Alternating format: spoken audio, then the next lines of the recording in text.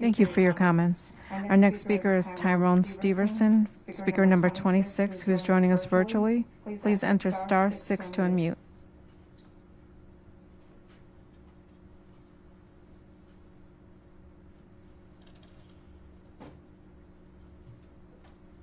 Good afternoon, CPS board and CEO Pedro Martinez. My name is Tyrone Steverson. And for the past 25 years, you'll find that college prep has been more than just a workplace. It has been a community. And the place where my family thrives.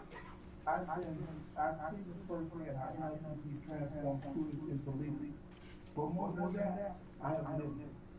I was born and raised in North London, in the North London community. I raised my daughter's kids. All four of them are proud ILC graduates. Each of them attended the college of their choice, and today they are successful professionals because of the foundation NLCP gave them. NLCP scholars are more than just numbers and test scores.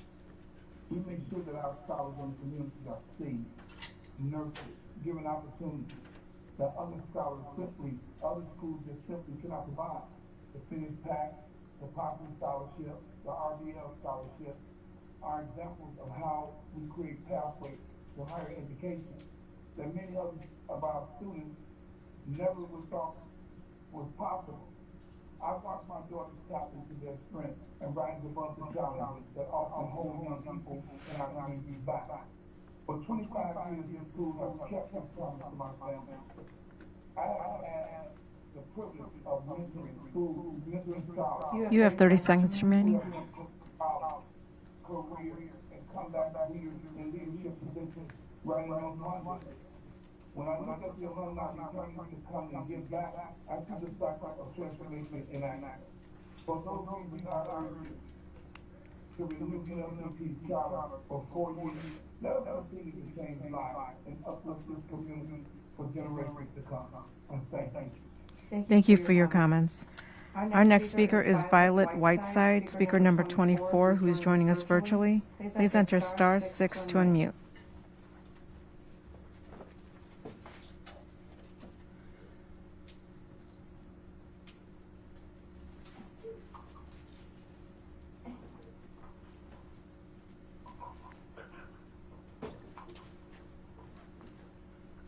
Good afternoon, Governor of the Board of Community. I stand before you today to strongly advocate for the renewal of the charter school of Catalyst Circle Rock. I am here Catalyst Circle Rock, a decision that will have a profound impact on the future of our students, our families, and our city. Charter schools like ours provide families with choices, ensuring that students, regardless of their zip code, have access to a high-quality education tailored to their unique needs. At Catalyst Circle Rock, we have demonstrated a track record of success. Our schools are excelling academically, our graduation rates are rising, and we continue to close a teaching gap for underserved communities. Beyond test scores and statistics, our school is a hub of opportunity. We offer specialized programs in STEM, art, college readiness, and other unique aspects, equipping students with the skills and knowledge they need to thrive in an evolving world. We foster a culture of education, leadership, and community engagement. Elements that are critical to preparing our students for success beyond the classroom. The demand for our schools speaks value. Parents choose us because they see the results. They see their children engaging, inspired, and achieving at levels they never imagined possible. Our dedicated teachers and staff go above and beyond to ensure that every student receives individualized attention they deserve. Renewing our charter is not just about... You have 30 seconds remaining. It's about investing in the future of Chicago. It also reaffirms our commitment to education equipment, to empower families, and strengthen our workforce with well-prepared graduates.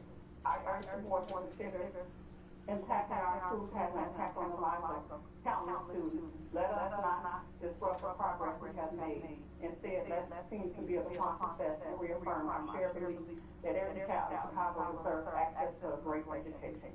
Thank you. Thank you for your comments. Our next speaker is Lori Turner, speaker number 27. Good afternoon, President Hardin, members of the board, CEO Martinez. My name is Lori Turner, and I'm with the Illinois Network of Charter Schools. We are disappointed to see the renewal vote punted to next month. Our schools still don't know their renewal term lengths. More than 20,000 kids and their teachers' futures are hanging in the balance. I will reiterate what we've shared before this board the last few months, that schools should have no fewer than 3-year renewals to ensure schools have stability and families have assurances their schools will remain open. In the last 3 months, I have visited the city's charter public schools with many of you. Thank you. And together we have seen nurturing cultures, engaged students, and families who are committed and choose to attend our city's 119 charter public schools. Along with you, I've been amazed by the dozens of alumni who have come back to work in the schools that served them and afforded them amazing opportunities. You've asked questions, you've made thoughtful observations, and you've shared genuine concerns. One of the biggest concerns we've heard is around the issue of accountability for charter public schools. Charters are held highly accountable, not just during renewal, but annually through submission of financial, operational, and academic data. Two areas of concern you've shared with us that this board cares about are about English language and diverse learner accountability. However, there's no public data in district-operated schools to rate on these same metrics. So it makes it difficult for us to know which issues we could be working on with you together, such as teacher shortages or funding challenges, whether those are at the school level or citywide. To shorten renewal based on citywide issues is overly punitive. In recent months, we've heard board members stand firm to keep charters open, while in public comment, we've heard pleas for short renewals. This is counterintuitive because short renewals hurt schools, which ultimately hurts kids. We ask you for renewal terms no fewer than 3 years. Thank you very much. Thank you for your comments. Our last two speakers from the speakers list are from Jones College Prep, Speaker 28, Nathan Ewan, and Edward McNally, speaker number 30, who is joining us virtually.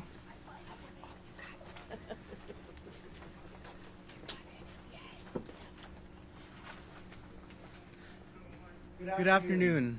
My name is Nathan Yoon, and I'm a junior at Jones College Prep High School. I'm here today because we were recently, the issue has recently come up of staffing with our band department. Our current band director, Mr. Samuel Frosch, is being replaced by our previous band director, Mr. Michael Block. Currently, our students have shown overwhelming support for our current band teacher, Samuel Frosch. We have over 300 signatures, and many students have spoken about how Mr. Frosch has benefited them not only personally, but also musically and academically. I'm not here to argue against Mr. Block returning. I'm only here to advocate for Mr. Frosch and in some way for him to retain his job at Jones College Prep. Over the past year, we have gotten many comments from parents, teachers, students, and other people who believe that our Jones Band Department has benefited greatly from Mr. Frosch's support. Mr. Frosch has also helped greatly with our ACES program, which is our special education program at Jones. All of our special education aides and also our students have noticed that with Mr. Frosch, the program has benefited greatly, and many of the students have shown significant improvement. Mr. Frosch has spent so much of his own resources and so much of his own time on helping all of our diverse learners, and I have noticed personally, as part of the ACES program, that Mr. Frosch is extremely passionate and extremely patient. I am here to ask you to please consider allowing Mr. Frosch to stay in some position at Jones College Prep, because I feel, and all of our students and staff feel, that he will bring enormous benefit to Jones College Prep. Thank you very much. Thank you for your comments. And our last speaker from the speakers list is Edward McNally, speaker number 30. Please enter *6 to unmute. Thank you so much to the board for having me today. My name is Ned McNally. I'm a proud parent and involved parent of 3 children within Chicago Public Schools. One currently at Jones, another one bound for Jones, very excited, and another one at Waters Elementary. I echo all the sentiments that the previous speaker so eloquently outlined. My son Jack is a freshman at Jones, and we were so thrilled that he became involved into this band and jazz program. Mr. Frost, from the time we saw him at student orientation, we knew right away we were so lucky to have an involved teacher. And then once Jack got in and began working under his tutelage, we were just so amazed by how transformative and enthusiastic of a teacher that he is for Jack and his classmates. We were really saddened on March 12th. I got an email from Principal Dolan about Mr. Frost being replaced by the previous band director. We were really taken aback. We had no idea that it was a temporary position. And we're just saddened. I think for the reason that the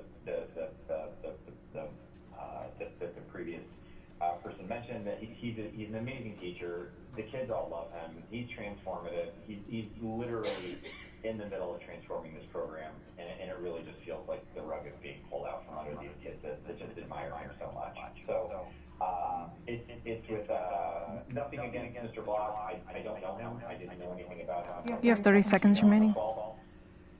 And we are just so impressed by Mr. Frost and really hope that there's an opportunity for him to continue to work at Jones and help these kids because they look up to him so much. And it would be an absolute shame for him to not be involved with their academics moving on.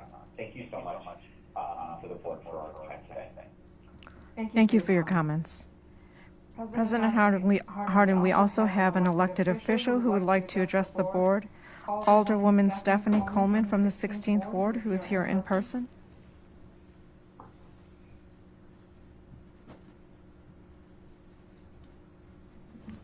Good afternoon.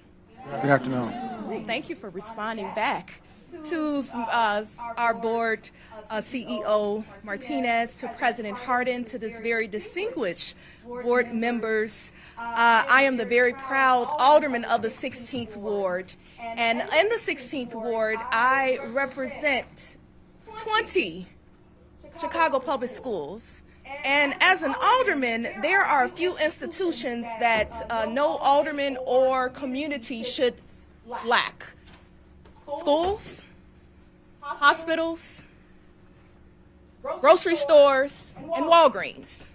Now, this quite isn't the platform for a closed Walgreens. However, of the 20 schools, 3 of those schools are in the charter network. That is Catalyst Maria, Providence Inglewood, and Ombudsman South. You all, Catalyst Maria is the only school in the 16th Ward that serves kindergarten through 12th grade. Ombudsman South, up until last year, was the only high school of those 20 schools in the 16th Ward. And Providence Inglewood is one of the few schools in the West Inglewood community. You all of those schools have strong community partnerships, especially Maria Catalyst, in the Chicago Lawn and Marquette Park neighborhood, with institutions like Holy Cross and St. Bernard. Their motto of teaching minds and touching lives has been a true testament of communities like Marquette Park, Inglewood, Back of the Yards, New City. I urge the board to please demonstrate your commitment to equitable education and strong community partnerships. Board, I know you have some important decisions to make. I could only imagine some of the votes that you have to take, and I think you might feel like city council right now. But certainly I ask that not only for schools in the 16th Ward, but schools, every teacher, every principal, every special educator, every person that make up the faculty and staffs at schools on the south and west side and north side, especially for Black and brown students, that you remember that commitment and the advocacy for high quality education, no matter what options, no matter what community, but I ask that you find in your hearts to make sure that schools like those that I've mentioned, that they will not be closed. You all, the irony of the 3 schools that I mentioned, I have 3 vacant schools in my ward alone. 3 vacant schools. So I ask that we right the wrongs and that students will not be another product of disinvestment on the South and West Side. God bless you all. Thank you for this opportunity, and know that I am praying with and for each and every one of you. Thank you. Thank you.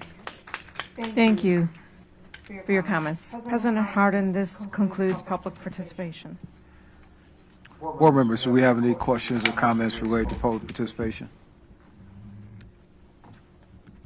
We're now moving to a short recess. I'm sorry. Board member Bannon. Yeah, CEO Martinez, I was just hoping you could address, give us an update, as much as you can in public, on the contract negotiations. We've heard a lot from, we had speakers here to ask about that. Can you give the board some sort of update? I think what I would like, President Bannon, is I know our Chief of Labor is going to be working on an update for you very quickly for the board. Again, things are very dynamic.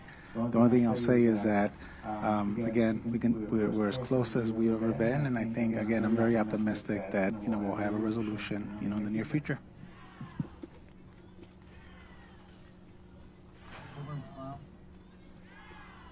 Thank you, President Harden.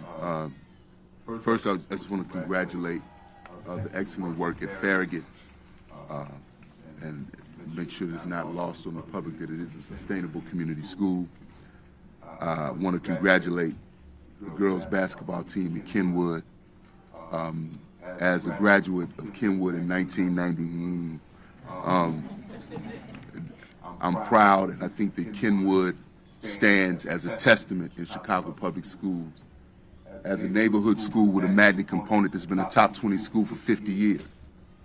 And I don't think Kenwood is celebrated enough. But point of personal privilege, I do want to just celebrate the fact. And thank you, CEO Martinez, for your remarks earlier. But the story of Diet winning the state championship can be a movie. 10 years ago at this time, Diet was closed, not being saved from closure, it was closed. The last year, there were 13 students that died. They were called the Diet 13. And a community banded together and fought for 4 years to say that we deserve a world-class pre-K through 12th grade system of education in our neighborhood. And Diet stands today as a testament to the power and beauty of folks when they are allowed to impact the institutions that affect their lives. From hunger strike to state champions. Any folks out there that can make it happen, it could be a movie. I also want to just say to the folks that are concerned about the Black Student Success Plan, so are we. And we are very serious about filing a resolution to harmonize with state law. Just ask for a little patience with a lot of the things that we have to deal with as a board. But we're very serious about both filing that resolution, and I have already volunteered to be the person that's on post on the board, if the board would have me, to be the person representing that, one of the people representing that committee. Last thing I want to just report to the public. In the midst of, as you know, contract negotiations and everything going on, a team of 7 board members went to Springfield this week to begin to meet with legislators around how could Illinois become the education state. In 10 years, with Chicago being a global city, it's inexcusable that for decades we were 49th in public education. And so we met with several legislators, and I just want to report that we'll be going down every 2 weeks on post to build a campaign to make sure that the state is paying its fair share to fund public education, not only in Chicago, but in the state of Illinois. The last thing I would say on that point, that folks may have heard today that President Donald Trump did file an executive order to disband the U.S. Department of Education. I want to say to every principal, to every teacher, to every parent in the room that what that's going to look like, and we may not feel it for a year, but what that is going to look like is when you get that $430,000 on your discretionary budget from Title I, imagine that gone. Imagine the resources that you have for a speech therapist if you have a child with special needs. Imagine that gone. So this is a time not for spin, but for leadership. And so we're going to do our level best to do our jobs as board members to try to come up with a way to make sure that we are equitably funding our schools. So we'll report out each board meeting to let you know that we're going and what's happening, but just want to make sure that the public understood that. Thank you. Board Member Roosevelt. I also want to say thank you to the brave students that come up and speak. I know it takes a lot of guts. So I appreciate that. Congratulations to Farragut as well. Much like today's budget amendment being pulled without notice to the board, in terms of charter renewals, punting the ball for a second month does concern me. I care so much about those 20,000 students. I've asked to understand why that keeps getting punted down the road, and I haven't gotten an answer, but I hear you, and I agree. That's it. Thank you. Board Member Smith. I know that Board Member Brown is my brother because he took all the words out my mouth. I want to echo the sentiments, and with Board Member Brown being my brother, I got to say that Board Member Thomas is our elder and gives us a lot of guidance, and thank you for the guidance and counsel you've given me. I want to also give a big shout out to Farragut, and I agree with Board Member Brown. Kenwood does not get enough recognition for the excellence that they produce. I want to also give a big warm shout out to Diet, because not only is it a movie, it's a movement. With that being said, there were some people that came and spoke today that don't get a lot of recognition or any recognition at all. And while I use data as the foundation for the decisions that I make, there's nothing like visiting a school, especially the option schools that I've been visiting. And I visited South Shore XL, and I saw the wonderful work that they do with our most vulnerable populations. After we just voted to pass an $18 million contract for Back to Our Future, Options XL is exactly the student population that was for. And I see students in Options XL. It was a student-led tour. The school was student-informed. That was the environment. It was colorful. Students who were underserved in other schools, and that was their last option, they were thriving, getting barber's licenses, getting security licenses, and getting rigorous academic support. I just want to say how proud I am of those students. The student government that gave me the tour through the school were students from Haiti, Mexico, Brazil, and even the neighborhood of South Shore that they grew up in. I know that there is a concern about people who look at education as a predatory business. That is not what I experienced when I went through those option schools with those most vulnerable children who were being served. But because of that, I also want to say how proud I am of the body of this board that co-sponsoring a resolution you will see today are members from across the aisle, Member Thatakura and Member Ebony DeBerry. And Maya Angelou says this, and I'll end. She says, when you learn, you teach. When you get, you give. When you know better, you do better. Mayor Daley instituted a policy of CEO over superintendent. And today, we will bring our infrastructure and our body back into place. And so, you know, as Board Member Brown stated, they are eroding the Department of Education. There is no time like now to make sure that Chicago ensures that whoever leads CPS understands the core work of schools, and we don't lose that experience in education. So I am proud of this board, proud of this body, how we're working together, and how we're all seeing the same things at the same time. Let's follow the words of our dear Maya Angelou. Let's do better. Thank you. Thank you. I wanted to echo Board Member Brown's comments about the trip that some of us were able to take earlier this week to Springfield. I wanted to say especially thank you to the staff, including Chief of Staff to the CEO, Laura Roman, who helped us, and the IGA team, who facilitated some of the conversations that we had in Springfield and provided us with some resources. I think that there's a lot that we may disagree on this board. But there are definitely things that we agree on. One of them is that we need more resources and funding for our students. And when we were down there in Springfield having conversations both with legislators representing Chicago, who had kids in public schools, who are strong champions for public schools in the city of Chicago, and also downstate legislators or suburban legislators, everyone that we spoke to, whether they have been vocal about it or not, mentioned the need for additional investment in public education. And right now, there's a lot of competing priorities because the Department of Education is facing cuts.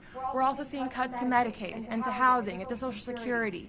And so in this tight of a budget year, to prioritize education, there's a lot that we are going to have to do and a lot that we're going to have to do in coalition with others. So really appreciate the folks that were able to come down this week, the legislators that were able to speak with us. We'll be going down in the future, but the call to the public is please contact your legislators at the state level and ask them to support funding for public schools. No matter if you're a teacher, if you're a principal, if you're a parent, if you're a student, that really matters because in a world of competing priorities, there needs to be some pressure to advocate for education first because education is truly an investment. And the other piece of that is when we're competing for limited resources, we also have to advocate for the additional revenue to make sure that we meet our budget needs in a sustainable way, not just a short-term fix. So again, thank you so much to the CEO and your team that supported this, and thank you to board members for making this a success.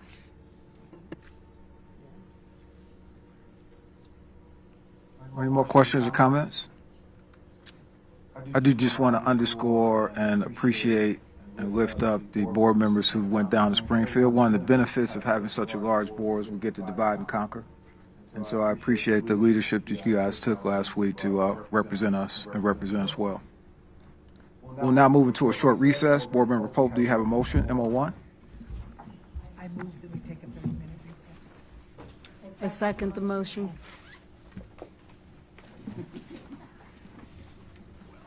Board Member Pope, can you read that motion back into record?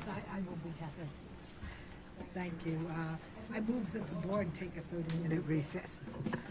Now that my mic is on, I'll say it again. I move that the board take a 30-minute recess. Is there a second? I second the motion. Thank you. I'll proceed with a roll call. Member Lozano. Yes. Member Smith. Yes. Member Lopez. Aye. Member Thomas. Aye. Member Boyle. Yes. Member Wallace. Aye. Member Custer. Aye. Member Pope. Yes. Member Rosenfeld. Yes. Member Rivas. Yes. Member Rio Sierra. Yes. Member Brown. Yes. Member Bannon. Aye. Vice President Bautista. Yes. Member Gutierrez. Member Biggs. Aye. Member Thodakura. Aye. Member Blaze. Aye. Member Zakor. Yes. Member DeBerry. Yes. 20 ayes, 0 nays. This motion is adopted by the board. This meeting will now go into a 30-minute recess.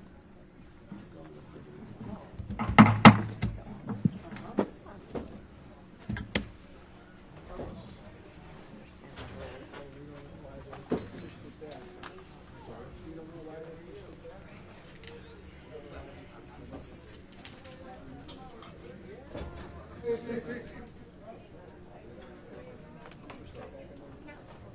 they done another challenge.